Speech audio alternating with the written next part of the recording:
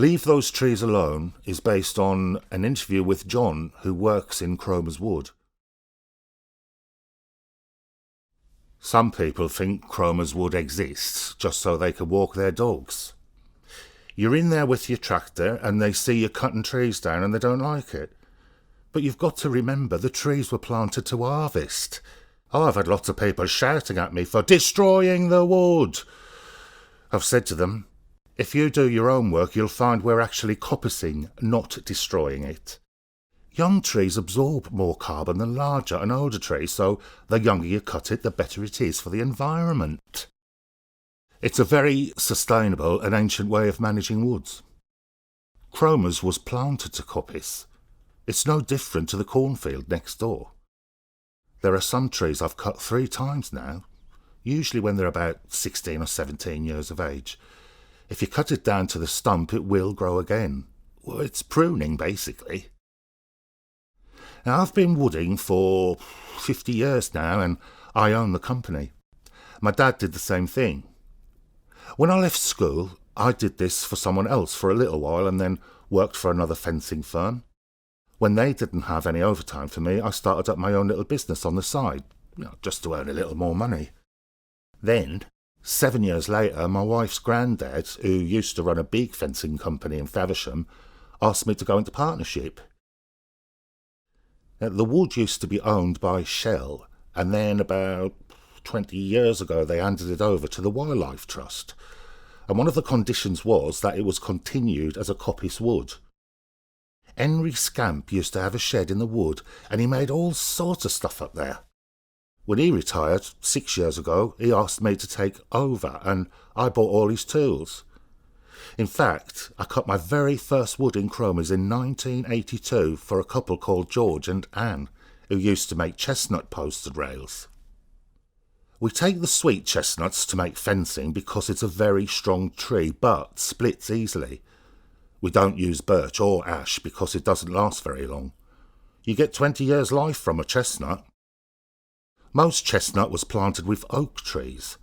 That's why it's known as underwood. If you look at an oak tree in the middle of a field, it will be short, fat and ugly. Now if you look at one in a wood, it'll be tall and straight, because the chestnut will draw it up for competition for light. So the chestnut will be above the oak. In the past, you'd use oak for building boats, so you'd want their trunks nice and straight, and the chestnuts made that happen. Some of the oaks in Cromer's are probably around 100 years old. Chestnut was planted by the Romans and originally came from Spain. They used the wood for certain jobs, and then the chestnuts were mashed into pulp to feed the army. The Romans used a lot of the tree at the top to make faggots, which are not what you think. They're bundles of branches which they put in the ground when they were building roads. If you get a lot of wet ground, they put these faggots in first before they put the substrate on top. Now, the faggots I make are used to stop riverbank erosion, so they'd be used to line the bank and then they fill up with silt and stop the bank washing away. I've done a lot of those. They go all over the UK via a company which specialises in erosion. They use faggots and lots of different types of posts. The company also makes special matting, and we make the posts to hold the matting up. A lot of the faggots are going abroad to Belgium and France now because no one is making them there. In Kent, they used to make snow fences out of them, but now they use orange plastic fencing and snow ploughs. I used to make faggots out of birchwood as well for steeplechasing jumps because it's a much softer wood for the horses. Let me explain how the process works. First, you cut the wood and bring it back to the yard on a tractor. Hopefully not being told off by dog walkers. Then you put the wood in a saw bench and cut it all into different sizes, depending on what you need. With the fencing, it probably takes half an hour to make a bundle of 25 pales, which are the vertical planks of the fence. You look at the pole of wood to see how to cut it. Every bit of wood is different. Then you make up a frame and put a piece of wood into it and work out how many pales it will make. Then you bash it with a mallet and you can see where it will split and where to steer it. And then you split it with a dull axe, which is more interesting than it sounds. When you get a half, you can see how many pails you can make and then tip the ends. That's when you make one of the ends pointed. Now, a lot of people see the pointy end thinking that's the bit you stick into the ground, but it's actually to allow the rainwater to run off. Around 15 to 20 years ago, business was at its peak and we were one of the largest fencing companies around. We used to have Arctic lorries collecting the wood to go to Manchester, Scotland, Nottingham, Wales. Around 20 pallets would go on the floor, then you'd stack them on top, so altogether you're talking about 1,500 bundles. But since then, orders have gone down. Trouble is, you just can't get anyone to do wooding these days.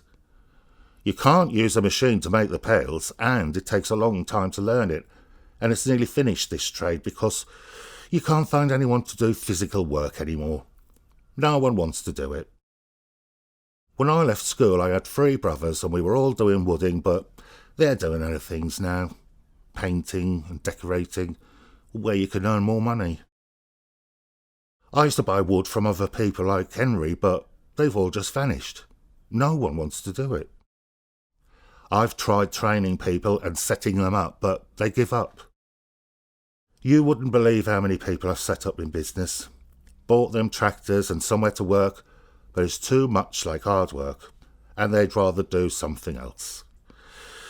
To be fair, it really is hard work. You have the weather to put up with, which is always a problem. With a lot of people, as soon as the first thing goes wrong, they throw in the towel. Your hands are frozen in the winter, or it's too wet.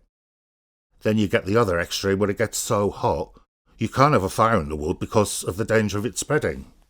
So you have to leave everything until later on. And the money hasn't increased. Well, if you put prices up, then it'll make other wood cheaper. So you're competing with saw-cut fencing from, say, Russia. And you can't compete with those prices. Everything in this job is handmade. And we all know how much labour costs. Last year I made 1,000 faggots, but I've not had a single order this year. It's the first year I've not sold them for riverbanks. I also used to make the little wooden stakes to kill vampires. Only kidding. They were to hold up the newly planted trees. And we supplied all the ones for the high-speed rail link. But now all the government grants to plant trees have dried up, and so no one's planting trees. We also used to supply to Windsor Park and Bernard Matthews Estate in Norfolk. And I used to supply around 15 garden centres, but a lot of them have closed. People don't seem to care about where the wood comes from nowadays, if they can get it cheaper from one of the big DIY superstores. I don't think I'll be put out of business because, I have all the skills to do the different jobs.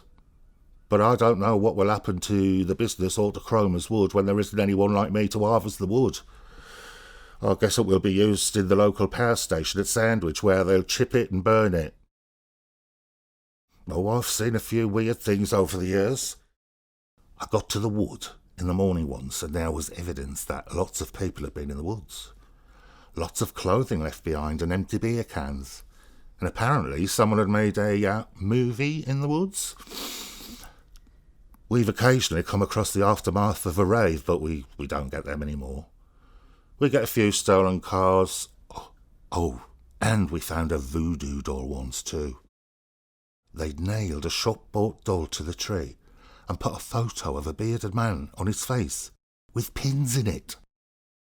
We left that well alone.